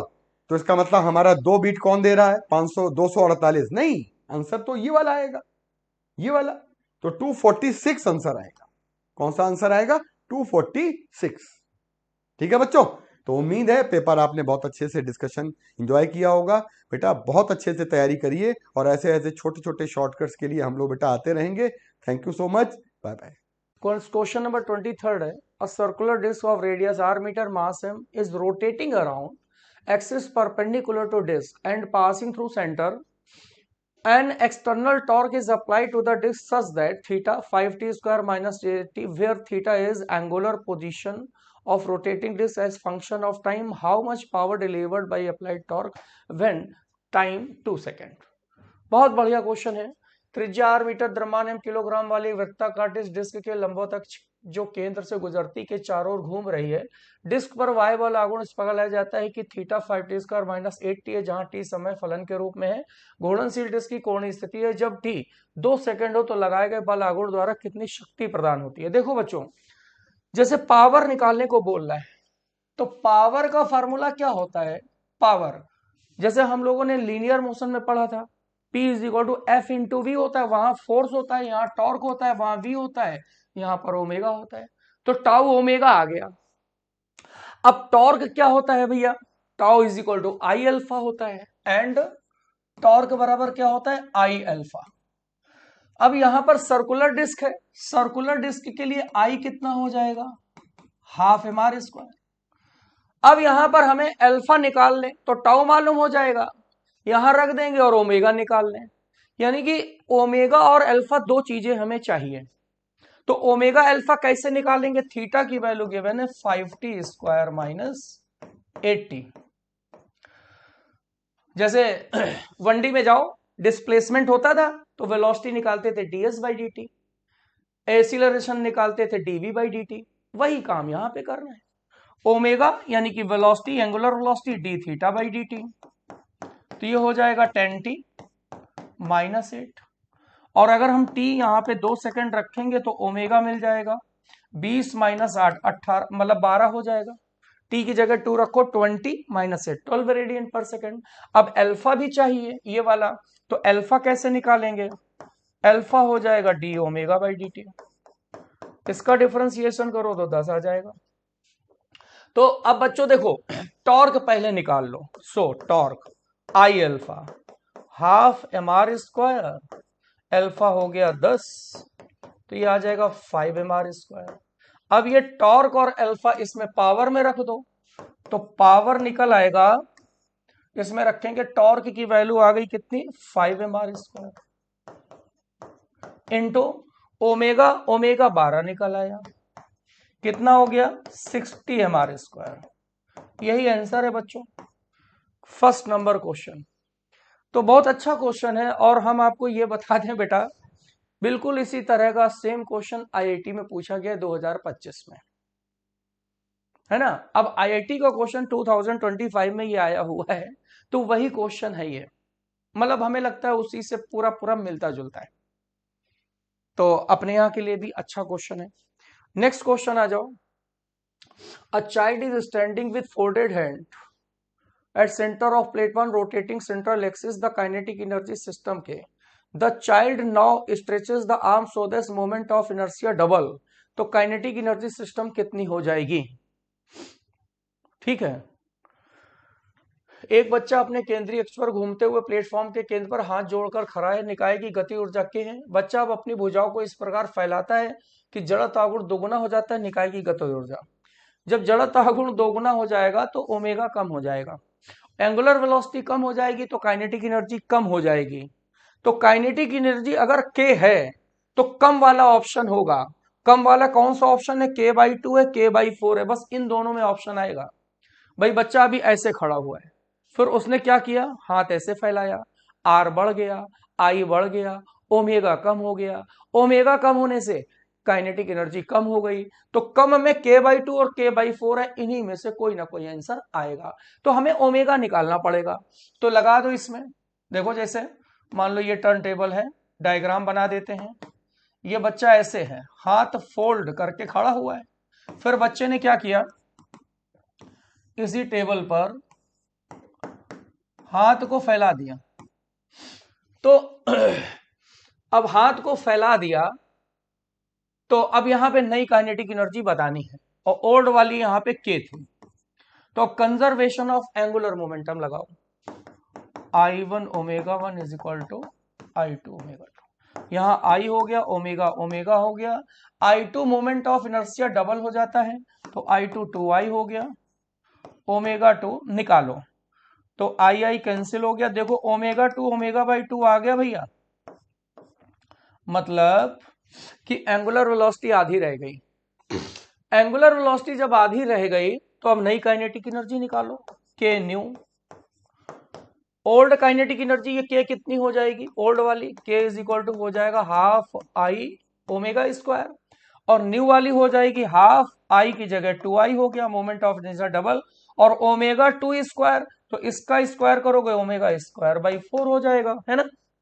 तो ये आया बच्चों, देखो half I omega square into 2 2 जा 4 1/2, और half I omega square old kinetic energy है, तो ये आ जाएगा k/2। तो k/2 क्या हो गया, सेकंड ऑप्शन हमारा मैच कर गया बच्चों, second option is the right option. Okay बच्चों, बहुत अच्छा ये भी क्वेश्चन है, और ये भी क्वेश्चन आया हुआ है, ये आ चुका है कहीं पे। चलो ये तो क्वेश्चन और ही अच्छा आ गया भाई, है ना। From the thin circular disc of radius r mass a small disk radius r/2 removed from right and put left side of removed portion shown figure. The center of mass entire system with respect to origin will lie. origin देखो दिख रहा होगा, एक पतली disc जिसका द्रव्यमान m radius r है, इससे एक डिस्क इसकी त्रिज्या r/2 चित्रानुसार दाई ओर से निकाली जाती है और बाईं ओर रख दी जाती है। तो O के सापेक्ष द्रव्यमान केंद्र निकालना है। O कहां पर है, देखो ये दिख रहा होगा ना, O कहां दिख रहा है, ये दिख रहा है, ये O सेंटर दिख रहा है, ये O दिख रहा है, ये O दिख रहा है। तो इसके O के रिस्पेक्ट में सेंटर ऑफ मास निकालना है। देखो बच्चों इसमें सबसे पहले ये जो टोटल डिस्क है बड़ी वाली, इसका मास तो m दिया है, और बड़े वाली की रेडियस कितनी दी है, यहां से यहां तक r दिया है। अब ये छोटा वाला कट किया गया, तो छोटे वाली की रेडियस कितनी हो गई यहां से यहां तक, r/2। जब रेडियस r/2 हो गई तो मास कितना हो गया, m/4। ये सब हम लोग कर चुके हैं क्लास में, अब ये डायरेक्ट करना सीखो भाई। मास प्रोपोर्शनल टू एरिया होता है, बड़े वाले का एरिया πr², छोटे वाले का πr²/4, एरिया बाई 4 तो मास भी बाई 4, तो इसका मास हो गया m/4। और ये हटा करके डिस्क इधर चिपका दी गई, इधर से उठाई इधर चिपका दी, तो इसका मास भी m/4 और इसकी रेडियस भी r/2। अब new centre of mass O से निकालना है। देखो बच्चों O के रिस्पेक्ट में एक्सियम निकालना है, तो इसमें लो O के रिस्पेक्ट में टोटल मास, फार्मूला क्या होता है, m1x1 प्लस m2x2। चलो ये भी लगा देते हैं, पूरा फार्मूला लिख देते हैं, m1x1 plus m2x2 plus m3x3 upon m1 plus m2 plus m3। अब m1 यहां पर क्या है, m1 है टोटल मास जब हमने इसको कट नहीं किया था, टोटल मास जब कट नहीं किया था, तो टोटल मास m हो गया। और टोटल मास m कहां पर पहले था, सेंटर O ही पे था जब कट नहीं किया था, तो O से O तक की x1 डिस्टेंस हो गई 0। अब m2 इधर वाला मास रिमूव हो गया, हटा दिया गया, तो हटाने के लिए यहां पर प्लस की जगह माइनस करो और मास m2 की जगह m/4 करो, और यहां से O से इसके सेंटर तक की डिस्टेंस ये x2 हो गई r/2। x2 कितनी हो गई, r/2, ये हो गया। अब ये मास इधर चिपका दिया गया, इधर मास ऐड हो गया, तो प्लस m3 हो जाएगा m/4, और x3 क्या हो जाएगा, यहां O से इसके सेंटर तक ये वाली डिस्टेंस। अब O से इधर आएंगे तो ये डिस्टेंस नेगेटिव हो जाएगी, तो ये -r/2। और बच्चों अब टोटल मास तो m ही है भाई। अब इसका मैक्स थोड़ा नहीं करेंगे, टोटल मास पूरा m1 plus m2 plus m3, total mass m हो गया। देखो कितना आया सॉल्व करके बच्चों, कितना आया, implies that axiom is equal to, वो तो 0 हो गया, r/2 मिलकर के r हो गया, तो -m/4 r/m, mm कैंसिल हो गया, -r/4। Second option is the right option. बोलो बच्चों क्लियर। नेक्स्ट क्वेश्चन पे चलते हैं। देखो यही फार्मूला हमने लगाया है, एनसीईआरटी पेज नंबर 96 में दिया हुआ है, m1x1 m2x2 लगा दिया बस। ये पीवाईक्यू का मॉडिफाइड क्वेश्चन है बेटा, पीवाईक्यू में ऐसा क्वेश्चन मिलेगा। A uniform rod having mass m and length is rotating about axis perpendicular to length and at distance l/4 from one end as shown figure, moment of inertia of rod about this axis। एक समान चर जिसका द्रव्यमान m लंबाई l है, इसका जड़त्व तागुण उस अक्ष के सापेक्ष ज्ञात करो जो इसकी लंबाई के लंबवत है और एक सिरे से l/4 की दूरी पर है। अच्छा क्वेश्चन ये भी है। तो ये एक्सिस है, इसके अबाउट आई निकालना है। ये वाली एक्सिस हो गई क्या, आईसीएम, इसके अबाउट आईसीएम। देखो मास m हो गया, लंबाई l हो गई, तो ये जो आईसीएम हो जाएगा वो हो जाएगा ml²/12। और ये एक्सिस इसके पैरेलल है, इसके अबाउट निकालना है, तो पैरेलल एक्सिस थ्योरम लगा देंगे। तो पैरेलल एक्सिस के लिए ये डिस्टेंस a हो जाएगी, तो a कितना आ जाएगा, यहां से यहां तक l/2 और माइनस कर दो, ये l/4 है, l/2 l/4, तो l/4 ही a आ जाएगा।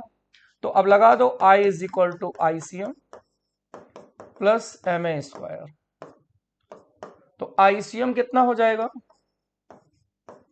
ml²/12 प्लस, और a कितना हो जाएगा l/4, l²/16, ml² बाहर ले लो, अंदर मिलेगा 14 प्लस 12 अपॉन 12 इंटू 14। कितना आएगा भैया, सॉल्व करो बच्चों, 12 और 14 26 और 12 इंटू 14, तो कैंसिल करो किससे, 2 से कैंसिल करेंगे तो 13 आएगा, ये 6 आएगा। ठीक है, ये हमने गलत लिखा है कि सही लिखा है यार, हाँ यार ये गड़बड़ हो गया ना। ये तो यहाँ पे एल स्क्वायर बाई 14 थोड़ा ना होगा भाई, ये 4 चौक 16 होगा, 16 होगा, ये 16।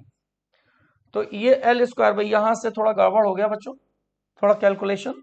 ए की वैल्यू एल बाई 4 है, तो एल स्क्वायर बाई 16। तो अब एम एल स्क्वायर बाहर लो कॉमन, तो हो जाएगा 12 प्लस 16, 12 इंटू 16। बस बच्चों सॉल्व करो, तो 12 प्लस 16 28 आ जाएगा, और 12 इंटू 16, 4 सत्ते 28, 4 तिया 12, तो ये आ जाएगा 7 ml square by 48। Third option match कर गया बच्चों, देखो third option is the right option. Okay बच्चों, चलें आगे। भाई देखो ये भी क्वेश्चन मॉडिफाइड पीवाईक्यू का है, बहुत अच्छा क्वेश्चन है, टॉर्क का इस तरह का क्वेश्चन आता रहता है। Shown in figure is rigid and uniform 1 metre long rod A B held in horizontal position by 2 strings tied to end and attached to the ceiling. The rod is of mass m and has another weight of mass 2m, hung at a distance 75 cm from a tension in string at A is. चित्र में 1 metre लंबी कठोर और एक समान छड़ A B दिखाई गई, जिसके सिरों पर 2 डोरियां बंधी हैं जो छत से जुड़ी हैं। छड़ का द्रव्यमान m है, उस पर 2m द्रव्यमान का एक अन्य भार a से 75 सेंटीमीटर लटका हुआ है, तो डोरी a में तनाव निकालिए। देखो भैया बच्चों, ये रॉड हो गई 0 से 100 सेंटीमीटर, मतलब 1 मीटर हो गया, ठीक है। और ये डोरी से बंधी हुई है, तो इसका टेंशन टी ए मान लो और इसका टेंशन टी बी मान लो। अच्छा, ये यूनिफॉर्म रॉड है और यूनिफॉर्म रॉड का मास m है, तो यूनिफॉर्म रॉड का जो वेट होगा वो उसके मिड पॉइंट पे वर्क करेगा, तो इसका वेट mg, यूनिफॉर्म रॉड का mg यहां लगेगा, 75 पे 2m है, यानी कि ये 2mg वेट लगेगा। अच्छा, और क्या कह रहा है, another mass 2m, distance of 75 centimetre, ठीक है 2m हो गया। टेंशन इन स्ट्रिंग एट ए का ये हमें टीए निकालना है बच्चों, टीए निकालना है। बोलो क्या किया जाए बच्चों, ऐसे क्वेश्चन क्लास में हम लोगों ने खूब किए, खूब क्वेश्चन किए, खूब प्रैक्टिस कराई है। अगर टीए निकालना है तो टीबी खत्म करना है, और अगर टीबी खत्म करना है तो बी के अबाउट मोमेंट ले लो, इक्विलिब्रियम में है ना, तो लिखो टेकिंग मोमेंट अबाउट बी। अब ये सब इक्विलिब्रियम में, तो इक्विलिब्रियम में क्या होता है, clockwise torque is equal to anti clockwise torque. अब बच्चों बी एक्सिस हो गई, तो अगर हम टीए ले जाएंगे तो टीए को ऐसे ले जाएंगे तो ये क्लॉकवाइज टॉर्क बनेगा, तो क्लॉकवाइज हो जाएगा टीए, और यहां से यहां तक परपेंडिकुलर डिस्टेंस हो जाएगी 100 centimetre, is equal to mg को हम टीबी के अलोंग इधर ले जाएंगे, तो ये एंटी क्लॉकवाइज बनेगा, तो mg और यहां से यहां तक 50 हो जाएगा डिस्टेंस परपेंडिकुलर, और अगर हम 2mg लेंगे तो 2mg भी इधर जाएगा ऐसे, तो ये भी एंटी क्लॉकवाइज बनेगा, तो प्लस हो जाएगा 2mg, और 2mg से यहां तक डिस्टेंस हो जाएगी 100 माइनस 75, परपेंडिकुलर ये डिस्टेंस हो गई 25। तो अब यहां से TA इंटू 100, ये हो जाएगा 25 दूनी 50, 50 100 mg, 100 कैंसिल हो जाएगा, 1 mg आ गया बेटा, टेंशन आ गया 1 mg, 1 mg का मतलब फोर्थ ऑप्शन आ गया, fourth option is the right option. आगे चलते हैं, यहां देखो ये पूरा ये जो है एनसीईआरटी की बुक में ये दिया हुआ है तुम्हारा फंडामेंटल, इसी को लेकर के हम लोगों ने सॉल्व किया। आगे चलते हैं, if system is released in acceleration centre of mass of system, चित्र में दिखाया गया निकाय को छोड़ा जाता है तो इसके द्रव्यमान केंद्र का त्वरण क्या होगा। ये मास 3m दिख रहा होगा, तो अब देखो इसका 3mg वेट इधर हो जाएगा नीचे, इसका mg नीचे हो जाएगा, तो ये भारी है तो ये नीचे जाएगा, और ये उतने ही एक्सीलरेशन से ऊपर जाएगा। देखो बच्चों भारी है ना, तो इसका एक्सीलरेशन a1 होगा डाउनवर्ड, और इसका एक्सीलरेशन ऊपर a2 होगा, वो भी a के बराबर होगा। तो सबसे पहले ये एक्सीलरेशन निकालो, a बराबर क्या होता है F net, M net force friction में पढ़ा था, एफ नेट हो जाएगा 3mg और minus mg upon total mass हो जाएगा 4m। तो a बराबर आ गया 3mm cancel 3g minus 2g, g/2 आ गया। ठीक है। अच्छा अब देखो बच्चों, एसीएम का फॉर्मूला क्या होता है, MO1A1 plus M2A2 upon MO1 plus M2, ये होता है। तो ये कितना निकला, MO1 3m हो गया। A1 और A2 अपोजिट है, एक प्लस ले लो एक माइनस ले लो, अपोजिट है ना, तो एक्सप्रेशन अपोजिट है तो A1 प्लस ले लो। A1 कितना है, A1 और A2 दोनों की वैल्यू तो सेम ही है, तो ये प्लस ले लोगे g/2 और M2 M हो जाएगा, A2 भी हो जाएगा g/2, लेकिन इसको अपोजिट डायरेक्शन है तो माइनस ले लो, M2 M g/2 और टोटल मास हो गया 4m। तो एसीएम आया mg/2 और -1, mg/2 बाहर कर दो और 3 - 1 2 हो जाएगा, बाई 4m हो गया, 2 2 कैंसिल हो गया, mm कैंसिल हो गया, g/4 आ रहा है, g/4 आ रहा है, g/4 आ रहा है। First option is the right option, first option is the right option. ठीक है। नेक्स्ट क्वेश्चन देखो, perpendicular axis theorem can be applied to uniform rod, uniform solid sphere, uniform ring, uniform hollow sphere. बोलो बच्चों, लंबोत्क्षीय प्रमेय किसके लिए प्रयुक्त की जाती है, एक समान छड़, एक समान ठोस गोला, एक समान वलय, एक समान खोखला गोला। देखो जो परपेंडिकुलर एक्सिस होती है वो 2D ऑब्जेक्ट में लगाई जाती है, किसमें, 2D ऑब्जेक्ट। और 2D ऑब्जेक्ट इनमें से कौन सा है, रिंग है। 2D ऑब्जेक्ट कौन सा है, रिंग है। बस बच्चों यही आंसर है, सीधा सीधा हो गया, कुछ करना ही नहीं है भाई। रॉड 1D है, सॉलिड स्फीयर 3D है, हॉलो स्फीयर भी 3D है, तो ये आंसर आ गया third. When a gymnastic sitting on rotating platform with his arm stretched suddenly lowers the hand, then gymnastic. अरे अभी ऐसा क्वेश्चन हम लोग को मिला था पीछे, बच्चे वाला है ना, तो पहले हाथ फैला के खड़ा हुआ है ऐसे रोटेटिंग टर्न टेबल पे, और फिर अपने हैंड्स को क्या कर दिया उसने, स्ट्रेच कर दिया, तो आर कम हो गया। आर कम होने से क्या हो जाएगा, आई कम, मोमेंट ऑफ इनर्शिया डिक्रीज होगा। और मोमेंट ऑफ इनर्शिया डिक्रीज होगा तो एंगुलर वेलोसिटी बढ़ेगी, इसमें डिक्रीज लिखा है तो कम हो गया। एंगुलर मोमेंटम हमेशा कांस्टेंट होता है तो ये भी गलत हो गया, और एंगुलर वेलोसिटी रिमेन्स कांस्टेंट ना, कम हो जाएगी। तो आंसर इसका बच्चों थर्ड आ गया, third option is the right option. ये देखो भाई एनसीईआरटी पेज 122 पे ये दिया हुआ है डायग्राम और सब कुछ है। ठीक है, चलो नेक्स्ट कह रहा है which of following is MI of solid sphere mass and radius about diameter. ये तो फार्मूला है, निम्न में से कौन सा द्रव्यमान m और त्रिज्या के ठोस गोले का उसके व्यास के पड़ता जड़त्व गुण 2/5 mr² होता है। इसमें कुछ करना ही नहीं है, तो फार्मूला सब बच्चों को याद होगा। फोर्थ आंसर आ गया, देखो 2/5 mr² हो गया। Next, a rope of negligible mass wound round hollow cylinder mass 3 kg, radius 40 centimeter. What is the angular acceleration of cylinder if rope is pulled with force of 30 Newton? What is the linear acceleration of rope? Assume that there is no slipping. 3 kilogram 40 centimetre त्रिज्या के खोखले बेलन पर नगद द्रव्यमान की एक रस्सी लपेटी जाती है। रस्सी को 30 न्यूटन के बल से खींचा जाए तब बेलन का कोणीय त्वरण क्या होगा। रस्सी का रेखीय त्वरण बताइए। मान लीजिए कोई फिसलन नहीं है। देखो बेटा, ये एक जो है खोखला बेलन हो गया, मतलब कि हॉलो सिलेंडर, और इसमें ऐसे ऐसे रस्सी लपेट करके इसकी ये आ गई एक एंड। इसका मास जो है 3 kg है और रेडियस है 40 सेंटीमीटर 0.4 मीटर, और इसको 30 न्यूटन का फोर्स लगा करके खींचा जाता है।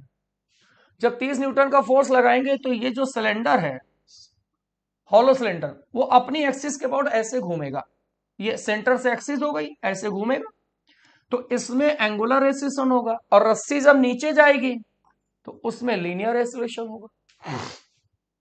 अब आ जाओ यहां पे भैया, लगाओ, torque is equal to I alpha, और टॉर्क आई अल्फा हो गया, torque force into perpendicular distance हो गया। देखो ये फोर्स लगाया गया, तो एक्सिस ये है, एक्सिस तक की ये परपेंडिकुलर डिस्टेंस रेडियस के बराबर हो गई, और फोर्स 30 हो गया आर।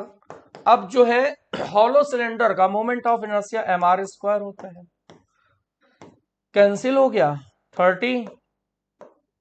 मास कितना है देखो, इसका मास है कितना 3, रेडियस है 0.4 अल्फा, ये अल्फा आ जाएगा बच्चों 10 100/4 25 25 रेडियन पर सेकेंड स्क्वायर, 25। अब रेडियन पर सेकेंड स्क्वायर है, तो यहाँ पे पर सेकेंड स्क्वायर इन्होंने दे दिया है, लेकिन ये एक्चुअली में रेडियन पर सेकेंड स्क्वायर है, ठीक है, तो इसमें कोई दिक्कत नहीं है।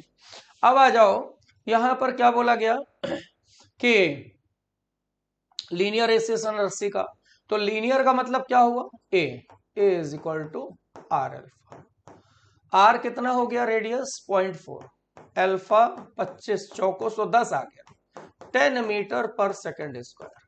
तो आंसर तुम्हारा देखो थर्ड मैच कर रहा है बच्चों, आंसर नंबर थर्ड आ गया, ठीक है। नेक्स्ट, अच्छा भैया ये क्वेश्चन जो है ना, ये एनसीईआरटी बुक का क्वेश्चन है, ये टॉपिक भी है लेकिन ये क्वेश्चन भी एनसीईआरटी बुक का है। अब ये आ जाओ, ये भी क्वेश्चन एनसीईआरटी बुक का है बच्चों। A hoop of radius 2 meter weighs 100 kg rolls along horizontal force so that center of mass has a speed 20 centimeter per second. How much work has to be done to stop it? 100 kilogram 2 metre त्रिज्या के एक वलय 36 तल लुढ़कता है, इसके द्रव्यमान केंद्र का वेग 20 सेंटीमीटर पर सेकंड है, रोकने के लिए कितना कार्य करना पड़ेगा? तो बच्चों देखो, अगर कोई भी ऑब्जेक्ट लुढ़क रहा है, जैसे मान लो हम लोग साइकिल से जा रहे हैं, तो साइकिल रोल करती है, पहिया घूमता है, सीधे भी चलता है, उसको रोलिंग बोलते हैं। अब उसको रोकना है तो कितना वर्क करना पड़ेगा? जितनी काइनेटिक एनर्जी है। कैसे? By work energy theorem, work is equal to kinetic energy, है ना? तो कितना वर्क करना पड़ेगा? जिसमें जितनी टोटल काइनेटिक एनर्जी होगी, तो ये वर्क आ जाएगा रोलिंग के लिए। काइनेटिक एनर्जी कौन सी होती है? ट्रांसलेशनल और प्लस रोटेशनल। ट्रांसलेशनल हो जाएगा half M B square, rotational होगा half I omega square, half M B square, और आई बराबर ये क्या है? हुप, हुप का मतलब रिंग होता है, एम आर स्क्वायर, तो हाफ एम बी स्क्वायर, और आर ओमेगा हो जाएगा वी, ये भी हाफ एम बी स्क्वायर, ये मिलकर के हो गया एम बी स्क्वायर। मास आ गया कितना? 100, और स्पीड दिया 20 सेंटीमीटर, 0.2 कर दो, तो ये हो जाएगा 100 इंटू 0.04, ये 4 जूल आ गया भैया, फोर्थ आंसर आ गया, fourth option is the right option. Next देखो, यही है, देखो यही वही लिखा हुआ है plus. The centre of mass of non uniform rod length whose mass per unit length lambda varies lambda kx square by L, where k constant, x is distance of any point on rod from one end from the same end. लंबाई L की असमान क्षण का गुरुत्व केंद्र जिसकी lambda द्रव्यमान प्रति इकाई लंबाई kx स्क्वायर बाई L है, तो k एक नियतांक है तथा क्षण के अंत से बिंदु की दूरी बताइए। देखो बच्चों, ये रॉड है, इसकी लेंथ L है, लैम्डा, लैम्डा क्या है?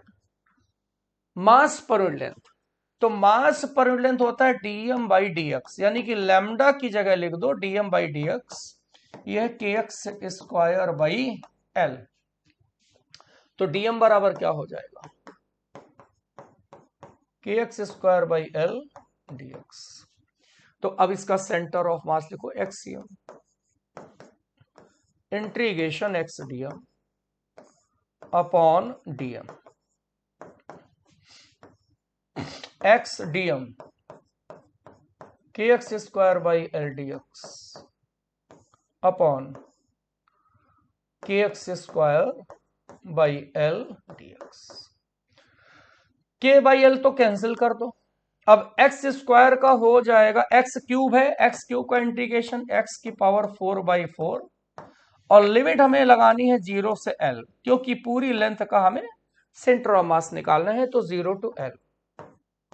यहां पर आ जाएगा एक्स क्यूब बाई 3, लिमिट लगा दो बच्चों 0 to एल। चलो इसको सॉल्व करो, देखो क्या आंसर आएगा। एल की पावर 4/4 इंटू ये 3 ऊपर जाएगा और एल क्यूब हो जाएगा, तो 3l/4 आंसर आया। 3/4l पहला ऑप्शन बच्चों मैच कर रहा है। First option is the right option. Next, ये फार्मूला हम लोग लगाया है, X DM by DM, NCERT के पेज नंबर 97 11th पार्ट में है। कह रहा है next two bodies mass 2 and 4 kg moving with velocities 5 metre पर सेकंड 2.5 मीटर पर second toward each other due to mutual gravitational attraction. Initially bodies are in rest, what is the velocity of their centre of mass. दो पिंड परस्पर गुरुत्वाकर्षण के कारण जिनके द्रव्यमान 2 kg हैं और ये 4 kg है, क्रमशः 5 और 2.5 मीटर की वेलोसिटी से चल रहे हैं।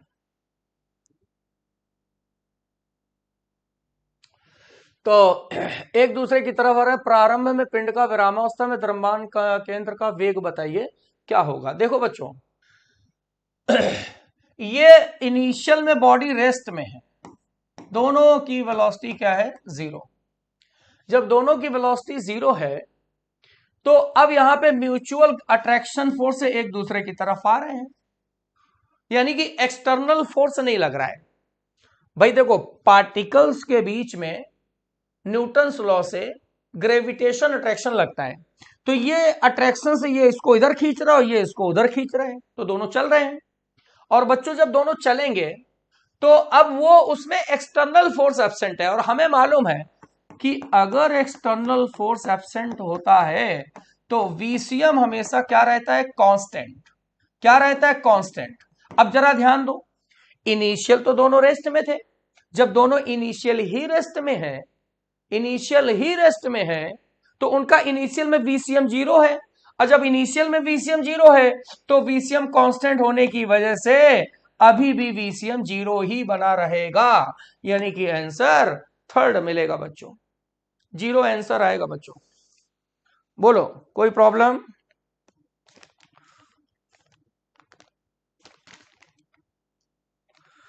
चलो आगे चलते हैं। Two block masses 20 and 5 kg connected by a spring of negligible mass and placed on frictionless horizontal surface. An impulse gives speed 20 meter per second to heavier block in direction of lighter block than velocity of center of mass. 20 और 5 kg द्रव्यमान के दो block एक नगण्य द्रव्यमान की spring से जुड़े हैं, घर्षण क्षैतिज सतह पर रखे हैं। एक आवेग भारी ब्लॉक को हल्के ब्लॉक की दिशा में इतनी वेलोसिटी देता है तो द्रव्यमान के अंदर, देखो जैसे ये हो गया भारी ब्लॉक स्प्रिंग से जुड़े हुए हैं, ये 20 kg हो गया भारी, हल्का वाला 5 हो गया। अब इधर से हमने धक्का मारा, अब जरा ध्यान दो बच्चों, जब इसमें हम इंपल्स धक्का मारेंगे तो इसकी स्पीड v1 हो गई 20, तो जब हम इसको धक्का मारेंगे तो इनिशियल ये रेस्ट में रहेगा। क्यों रेस्ट में रहेगा, जब धक्का मारेंगे तो स्प्रिंग दबेगी ना, उसके बाद ये चलेगा, तो इसकी वेलोसिटी 0 है। वीसीएम बताना है, फॉर्मूला लगा दो, VCM m1v1 plus m2v2 upon m1 plus m2, तो m1 20 निकलेगा, v1 20 निकलेगा, m2 5 निकलेगा, v2 0 है, और 20 प्लस 5 25, 400 बटे 25 कितनी बार जाएगा, 25 एकन 25 15 25 छक्का 150 16 आ जाएगा। पहला आंसर आएगा बच्चों, first option is the right option. यही फॉर्मूला लगाया गया m1v1 m2v2 एनसीईआरटी के पेज नंबर 99 पे दिया। नेक्स्ट आ जाओ। Moment of inertia of two sphere equal masses about their diameter are equal.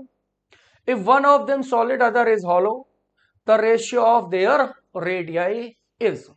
दो समान द्रव्यमान के गोलों का इसके व्यास के सापेक्ष जड़ता गुण समान है, इनमें से एक ठोस एक खोखला गोली कोश है, तो त्रिज्याओं का अनुपात बताओ। यहाँ पे स्फीयर हो गया, मोमेंट ऑफ इनर्शिया, ये स्फेरिकल शेल हो गया खोखला वाला।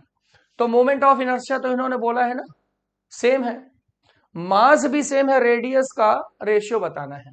तो स्फीयर के लिए क्या होता है 2/5 mr², r1 मान लो। और स्फेरिकल शेल के लिए होता है 2/3 mr², m कैंसिल हो गया, 2 कैंसिल हो गया। और रेशियो किसका बताना है, पहले रखना है हमें सॉलिड का। तो सॉलिड का मतलब r1² r2², तो 5/3 आया, तो r1/r2 कितना आ गया, √5/√3, यानी कि थर्ड ऑप्शन राइट ऑप्शन बन गया। ठीक है, नेक्स्ट ये देखो फार्मूला यही लगाया हम लोगों ने, पेज नंबर एनसीईआरटी 116 पे है। A square lamina OABC of length 10 cm pivoted at O, forces act lamina shown in figure. If lamina remains stationary, then magnitude of F. 10 centimetre लंबाई वाले एक वर्गाकार पटल में OABC O पर धुरी पर है, चित्र में दर्शाए अनुसार पटल पर कार्य करता है, यदि पटल स्थिर रहता है तो F का परिमाण बताइए। देखो भैया ये स्क्वायर है, ये O के अबाउट ही रोटेट कर सकता है। अब इसमें फोर्स देखो क्या लगे, ये 10 है, ये भी 10 है, ये भी 10 है, ये भी 10 है, ये भी 10 है, और ये F है, और हमें F ही निकालना है। देखो इसके हम तुम्हें बताएं दो तरीके बहुत ही सिंपल। एक तो बगैर पेन चलाए आंसर आ जाएगा, और एक में थोड़ा सा पेन चलाना पड़ेगा। जैसे O के, अब जैसे देखो O पर जो फोर्स लगता है उसका टॉर्क 0 होता है, ये हम लोग को मालूम है। जैसे O है तो O के अबाउट जो भी फोर्स लगेगा टॉर्क 0। O पर देखो ये 10 न्यूटन लगा तो ये बेकार हो गया, ये वाला 10 न्यूटन लगा ये बेकार हो गया, क्योंकि अगर इस 10-10 न्यूटन का O के अबाउट टॉर्क निकालेंगे तो डिस्टेंस 0 आएगी, तो ये दोनों बेकार हो गए। और उसके बाद में देखो बच्चों, ये वाला 10 न्यूटन और ये वाला 10 न्यूटन आपस में कैंसिल हो गए, और ये F बराबर ये 10 न्यूटन आ गया, सीधे सीधे आंसर 10 ही आ गया, काम खत्म। ये तो ऐसे ही हो गया बगैर पेन चलाए। और देखो वैसे अगर करना चाहते हो तो ये 10-10 बेकार हो गए, इस 10 का O के अबाउट टॉर्क जाएगा ऐसे क्लॉकवाइज, और इस 10 का ऐसे जाएगा एंटी क्लॉकवाइज, और डिस्टेंस सेम है तो क्लॉकवाइज एंटी क्लॉकवाइज ये दोनों आपस में कैंसिल हो जाएंगे। अब F का टॉर्क इधर जाएगा और इस वाले 10 का इधर आएगा, तो इस F का टॉर्क हो गया एंटी क्लॉकवाइज, इसका हो गया क्लॉकवाइज, तो F इंटू ये परपेंडिकुलर डिस्टेंस L हो गई, और क्लॉकवाइज वाले की 10 इंटू परपेंडिकुलर डिस्टेंस भी L हो गई, तो भी L कैंसिल हो गया, F बराबर 10 न्यूटन आ गया। दोनों तरीके से क्वेश्चन हो गया बच्चों, आप चाहे जैसे करें आंसर तो वही आएगा ना। हो गया भैया। Next, a uniform disc mass and radius R is rotating with angular speed in horizontal plane about central axis. A particle of mass M is suddenly placed at the edge of rim and sticks to it new angular speed. एक M द्रव्यमान R त्रिज्या की समान तस्त्री केंद्रीय अक्ष के सापेक्ष क्षैतिज तल में कोणीय चाल के साथ घूर्णन कर रही है। तुरंत एम द्रव्यमान का एक कण रिम की कोर पर टकराता है और स्थापित हो जाता है, तो नई कोणीय चाल क्या होगी बताना है। देखो बेटा ये हो गया disc M R, angular speed हो गई omega, angular speed omega, angular speed यहां पे ओमेगा लिख दो क्योंकि ओमेगा के रिस्पेक्ट में आंसर आ रहा। और अब क्या किया गया, एक पार्टिकल को यहां पे रखा गया तो ये चिपक गया। पार्टिकल का मास कितना है, वही है सेम मास, जो डिस्क का मास वही पार्टिकल का मास है। देखो पार्टिकल और डिस्क का मास सेम है, तो अब नई एंगुलर वेलोसिटी बताइए ओमेगा 2। कंजर्वेशन एंगुलर मोमेंटम लगा दो, क्योंकि बाहर से कोई टॉर्क लगा नहीं है, जब बाहर से टॉर्क है नहीं तो कंजर्वेशन एंगुलर मोमेंटम होल्ड होता है, तो यहां लिख दो J1 is equal to J2 या I1 omega 1 is equal to I2 omega 2। I1 क्या हो जाएगा, moment of inertia half mr square, omega 1 omega. I2 हो जाएगा हाफ डिस्क का प्लस पार्टिकल का। अब देखो यहां पर तो केवल डिस्क की थी, उसका मोमेंट ऑफ इनर्शिया ले लिया, यहां पर डिस्क और मास दोनों है तो दोनों का मोमेंट ऑफ इनर्शिया लेंगे, तो डिस्क का हो गया हाफ mr स्क्वायर, पार्टिकल का हो गया mr स्क्वायर, और ओमेगा 2 निकालना है, ठीक है, mr स्क्वायर। तो ये हो जाएगा हाफ mr स्क्वायर ओमेगा, ये हो जाएगा 3/2 mr स्क्वायर और omega 2, mr square by 2 cancel हो गया, ओमेगा 2 यहां से हमें मिला ओमेगा बाई 3। है कोई ऑप्शन ओमेगा बाई 3 दिख रहा है हमें? तो थर्ड ऑप्शन हमें दिखाई दे रहा है, थर्ड ऑप्शन दिखलाई दे रहा है, third option is the right option. Okay बच्चों, चलो आगे चलते हैं। ये पीवाईक्यू में इस तरह के तुम्हें कई क्वेश्चन मिलेंगे बेटा, एक आध नहीं कई मिलेंगे। What should be the ratio between length and radius of uniform solid cylinder so that moment of inertia about central axis is the same as that about equatorial axis? एक ठोस समान बेलन की लंबाई त्रिज्या का अनुपात क्या होना चाहिए जबकि केंद्रीय अक्ष के परिता और निरक्षीय अक्ष के परिता जड़ तागुण समान हो? देखो बच्चों, इसमें एक ही है सिलेंडर सॉलिड, तो एक तो एक्सिस ये हो गई सेंट्रल एक्सिस, और इसके परपेंडिकुलर इक्वेटोरियल एक्सिस हो गई, और इसके about moment of inertia I1 मान लो और इसके अबाउट मान लो I2, और ये दोनों मोमेंट ऑफ इनर्शिया आपस में बराबर हैं, तो लेंथ और रेडियस बताना है, रेडियस r मान लो लेंथ l मान। तो इस एक्सिस के अबाउट I1 है और इस एक्सिस के अबाउट I2 है, तो इस एक्सिस के अबाउट परपेंडिकुलर एक्सिस के अबाउट मोमेंट ऑफ इनर्शिया क्या होता है, इस एक्सिस के about moment of inertia I1 m l square by 12 plus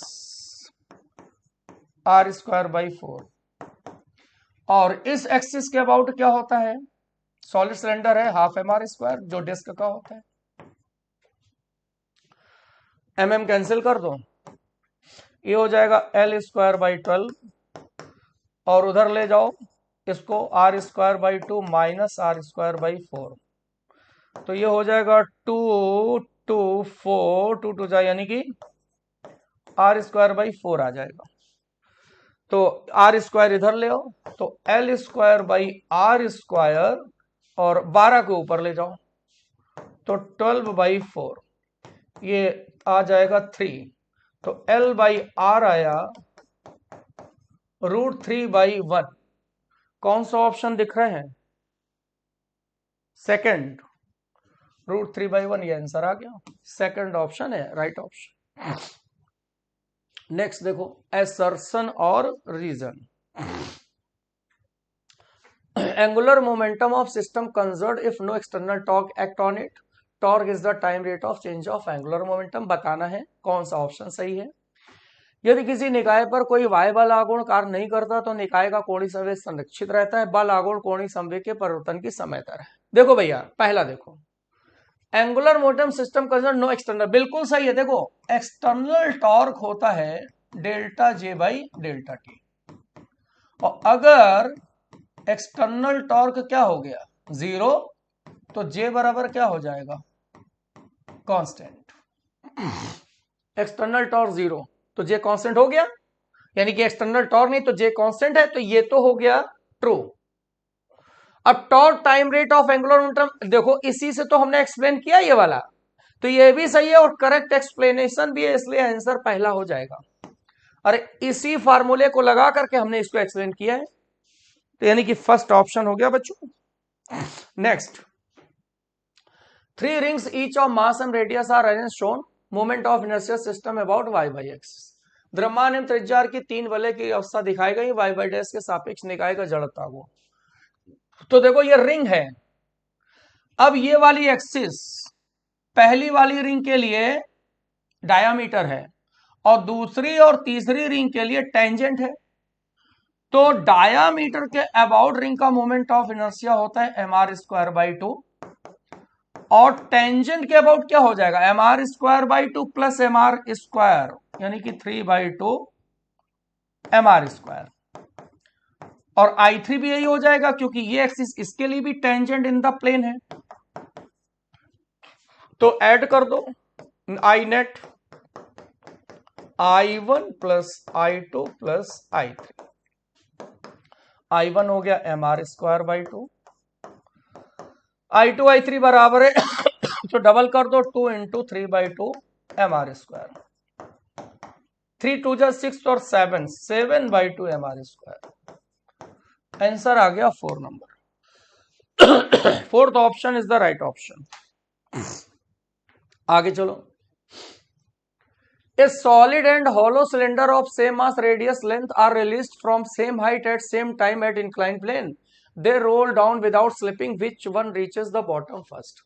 एक ठोस और खोखला बेला समान त्रिज्या लंबाई के वो समान समय पर h ऊंचाई के आना तल से मुक्त किए जाते हैं तो बिना फिसले लुढ़कते, तो कौन पहले पहुंचेगा?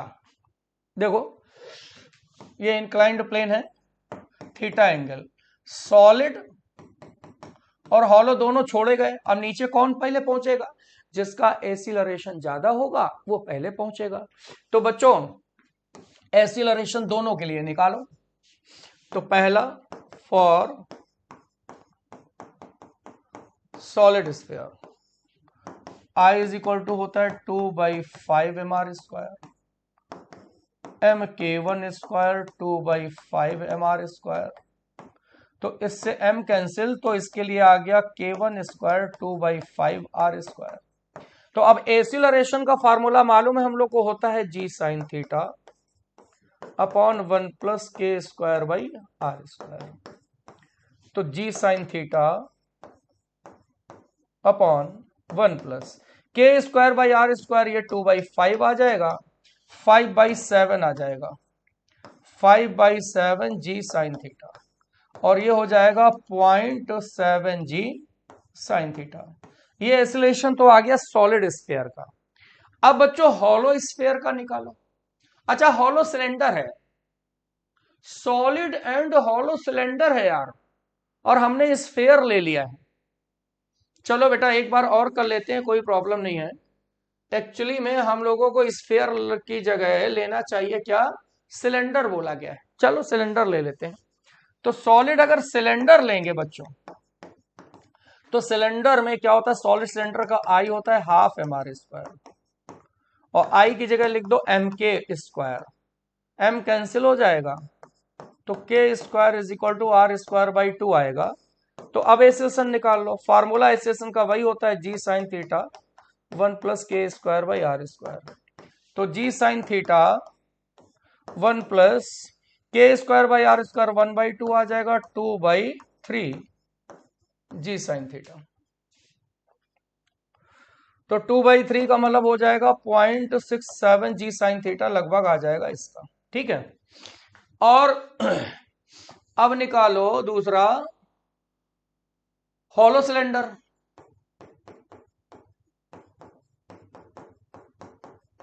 तो हॉलो सिलेंडर का मोमेंट ऑफ इनर्शिया होता है I is equal to mr²। तो mk² mr², तो बच्चों रेडियस ऑफ गायरेशन आ गया r²। फार्मूला यही वाला होता है एसिलरेशन का। इसी फार्मूले में k² की वैल्यू रखो, तो निकलेगा g sin theta upon 1 + k² की जगह r² कैंसिल होके 1 आ जाएगा, g/2 यानी कि इसका आएगा 0.5 g sin थीटा।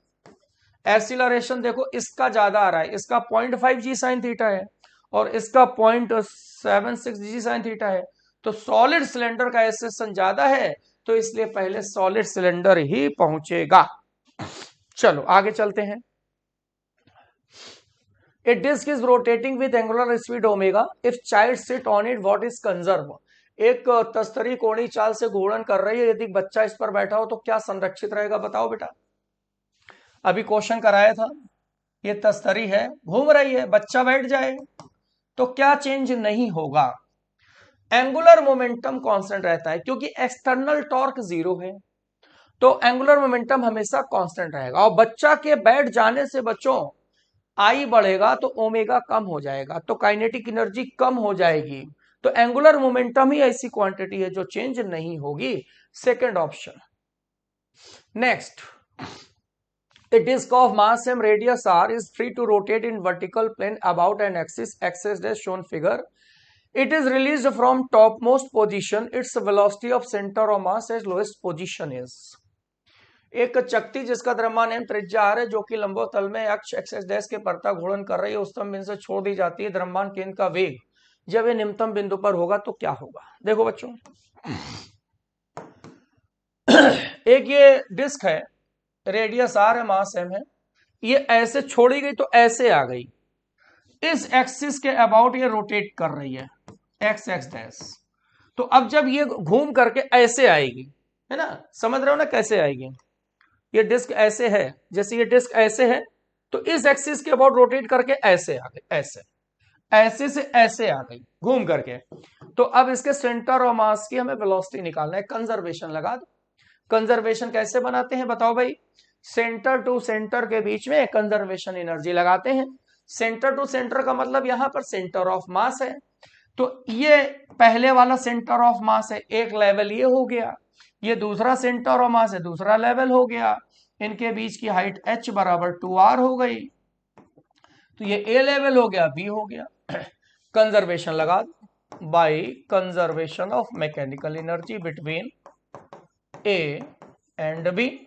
तो kinetic plus potential a, kinetic plus potential b। हम लोग कंजर्वेशन एनर्जी लगा रहे हैं और एनर्जी गायब हो गई, एनर्जी गायब हो गई, कोई बात नहीं। तो काइनेटिक यहां पे 0 है और पोटेंशियल mgh है, तो पोटेंशियल mgh, h की वैल्यू 2r। और जब वापस आएगी तो ये वाला ये यहां पर आ जाएगी, तो h 0 हो जाएगा, पोटेंशियल 0 हो जाएगी, और kinetic half I omega square. अब डिस्क है, तो डिस्क के लिए इस एक्सिस के अबाउट मोमेंट ऑफ इनर्शिया क्या होता है भैया? देखो, ये जो है, ये जो एक्सिस है, ये टेंजेंट इन द प्लेन है, तो डायामीटर के अबाउट होता है mr²/4 और प्लस पैरेलल एक्सिस लगाएंगे mr², तो टेंजेंट के अबाउट आई मिलेगा 5/4 mr²। ये सब मालूम होना चाहिए। अरे भाई, ये डायामीटर हो गया और ये टेंजेंट है, तो डायामीटर के अबाउट होता है mr²/4 और प्लस mr² करोगे तो इस एक्सिस के अबाउट आ जाएगा। तो अब यहां पर m कैंसिल हो गया, r ओमेगा v के बराबर हो गया, तो ये हो जाएगा 2gr, और ये आ जाएगा 5/8, और r ओमेगा हो जाएगा v स्क्वायर। r ओमेगा जगह v लिख, तो यही v निकालना है ना, 8 दूनी 16, तो v स्क्वायर हो जाएगा 16gr/5, तो v हो जाएगा √16/5gr। ये देखो सेकंड ऑप्शन बच्चों मैच कर रहा है, और बहुत अच्छा क्वेश्चन है बेटा। ये देखो half I omega square NCERT के पेज 116 पे दिया गया, यहां से लिया गया। तो बच्चों, ये आपका एक्सप्लेनेशन एक और पेपर का अच्छे से हो गया। कैसा लगा कमेंट करके बताना।